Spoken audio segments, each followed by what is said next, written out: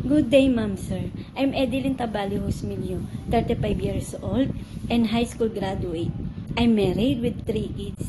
My work experience here in the Philippines was 2020 to 2023. I work as a housemaid and babysitter. I serve 6 persons. I work to them for almost 3 years. They have 6 members of the family.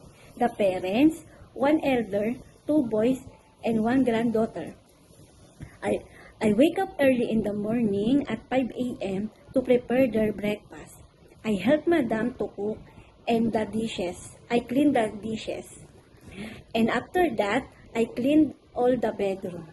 I help madam bath her granddaughter. And after that, I feed the baby and take to her room to take a nap. And when the baby is sleeping, I take also the dog and cat to bath too. And when to noon, I go to the kitchen and make some dishes to them to eat and finish all the household chores. My main duty is to clean the whole house and look for the baby. Sir, ma'am, this is my first time to work abroad, but I am hard-working person.